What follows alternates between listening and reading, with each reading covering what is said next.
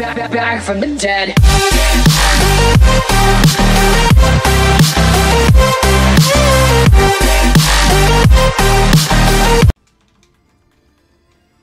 Yo, what's going on, everybody? My name's Kuzma, and today's video is going to be another story time.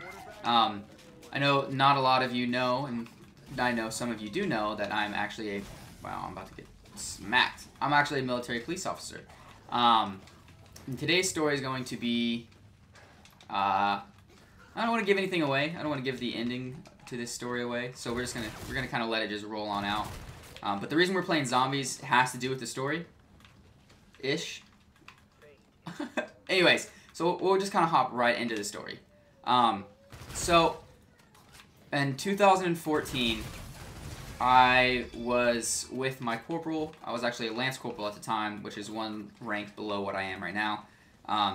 And we were riding around together. It was, I think it was, we were on mid shift, which is the shift I'm on now. And so we're riding around, and you know, no one calls on us because of what road unit we are. We're a 208 unit, which is more or less like the auxiliary unit. We just we drive around and do whatever we please because we're not designated to be anywhere on base at a certain period of time or a certain place. So no one really cares about like where we're at.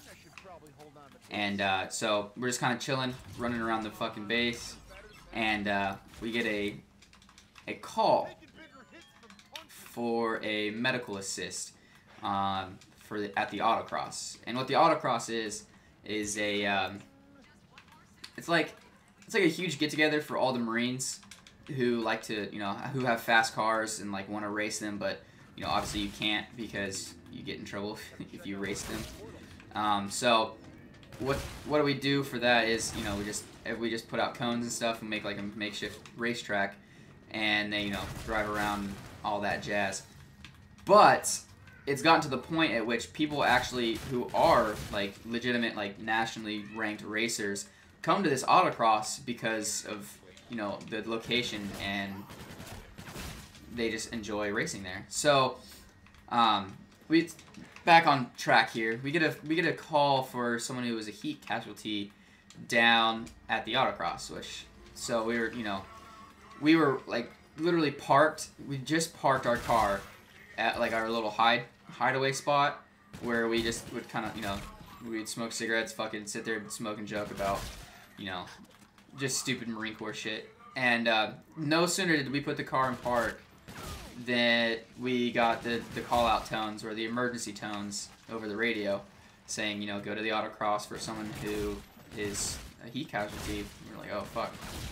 We're like, that's kind of stupid. If he's a heat casualty, fucking put water on him and he'll be fine. Well, little did we know that this heat casualty. Well, hold on. We'll get to that in a second. Let me backtrack for a second.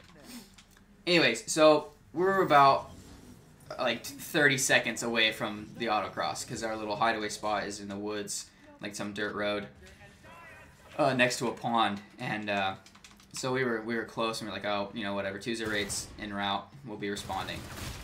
We get up on scene, and sure as shit, there's this dude laid on the ground. Like, they're like pouring water on him. Like, they have like water bottles and stuff from like coolers, ice cold water, pouring water on him, fucking like throwing like just tons of like wet cloths and clothes and like umbrellas and shit. And as they're doing all of this, we like get closer and closer to the guy and realize that he's not a heat casualty. His face was purple. He was not breathing at all. Like nothing. No air was getting in. So as we're sitting there looking at him and we realize that he's not breathing, we tell everyone to get away from him, like immediately, because that was no bueno. Like him not breathing, his face was purple. His tongue was sticking out of his mouth, which is what we call the dead man's tongue, and it was turning blue. Like it was bad. God damn it, Brutus. Anyway, so we're like, you know, we're backing all the family members away, everyone out of the way, because we're gonna have to do CPR. We're gonna have to get him on a fucking defibrillator, all, you know, the whole 9 yards. But here, let me we're gonna do like a little public announcement for all my younger viewers. If you're sensitive to like, not gore, but just some pretty messed up things about like dead bodies and stuff, don't just change. I don't mind if you skip this episode. This episode's kind of on the messed up side. So I'm gonna give you guys a second here to go ahead and much appreciated for watching the video this far. But if you want to go ahead and click off, because it does get pretty messed up here in a second. 3, 2, 1. So hopefully all the people that don't want to hear this are gone. But as I was saying, it's a dead man's tongue. He's not breathing. And so I know CPR. I have done the classes. I know what to do. I'm not new to this.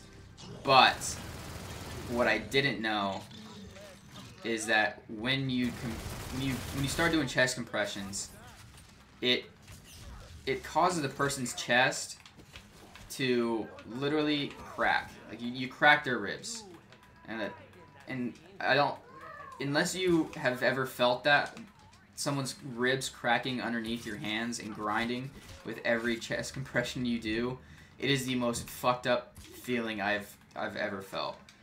I honestly don't want to have to feel it again. Like, I'm obviously gonna save someone's life if I have to, but that feeling will just haunt you. Also, whenever you're doing chest compressions, you give them the breath of life after every 30 chest compressions. What the dummies don't do when you fucking give them life breath is the body's weight under its own power is whenever you put air into the person's lungs, whenever you take your mouth off, they more or less, it like gurgles.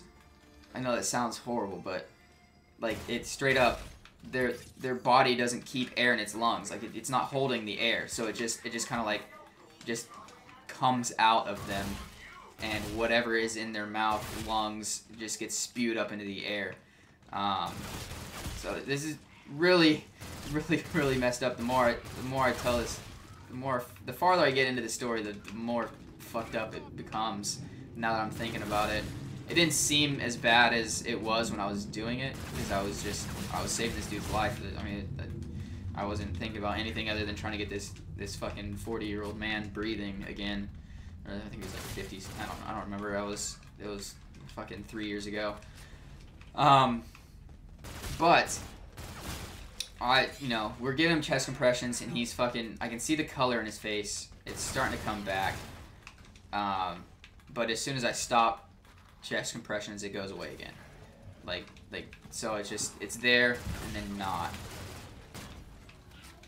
So as I'm giving him chest compressions, his facial color's coming back. His tongue moved back into his mouth. Thank God. That was nothing like fucking tonguing a dead man, or getting tongued by a dead man.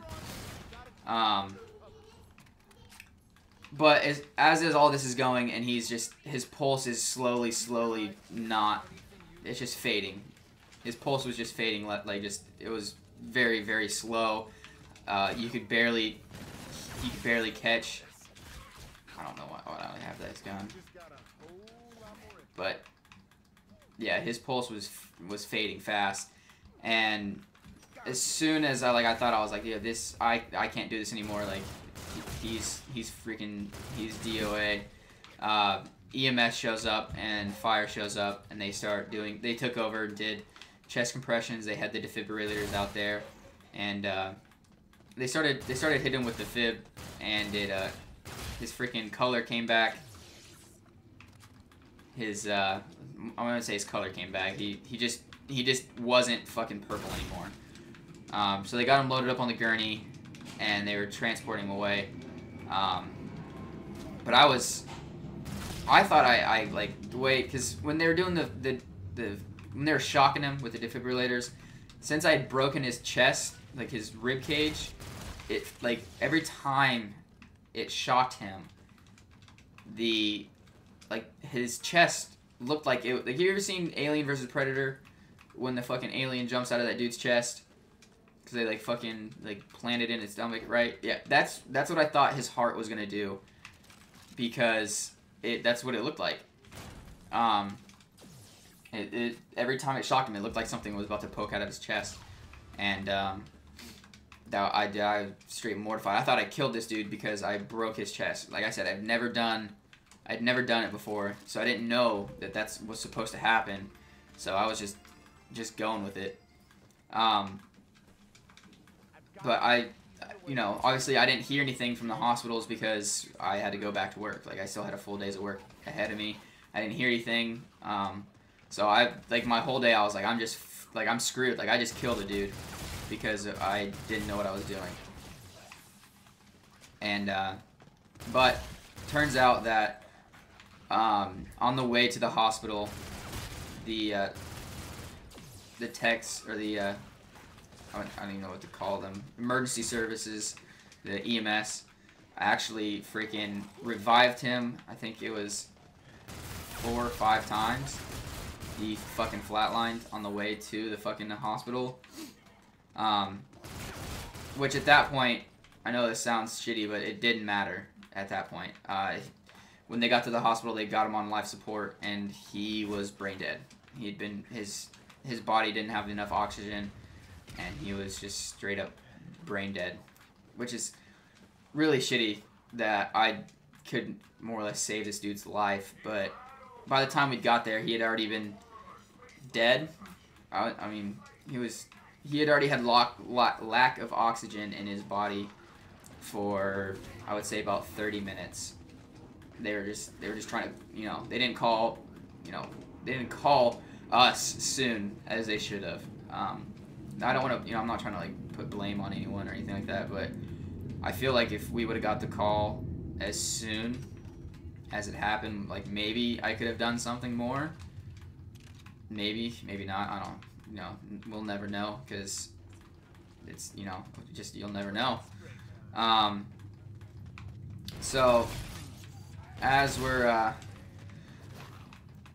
get the information as it's coming in saying that, he died in the hospital, well, not, his wife pulled the plug on him in the hospital because he was brain dead, and she didn't want to, she didn't want to have to deal with all that. I mean, I respect her choice. I don't think it was the right one, but it's her decision at that point. But this guy was a national racer. Like, he goes to national competitions and races, and he that's what he does. And he was 45, 50 years old, and he's just dead, gone from this planet. And I was more or less like, I could have saved his life, and I didn't. And like, I don't know. I don't know. Maybe that's just me. Maybe I don't think I did anything to help him. Maybe I did. I don't know. I never talked to EMS after that and asked him if what I did helped or hurt him. But I guess more or less that's my story of my first dead man as a police officer. Yeah, it was an experience that I'll never forget until the day I die. And hopefully when I die, it's that it's not some 19-year-old, 20-year-old fucking giving me chest compressions. I don't know. I mean, if it is, hopefully he knows what he's doing. But anyways, guys, that's more or less the end of the video. If you enjoyed it, hit that thumbs up. If you're new to the channel, drop a sub.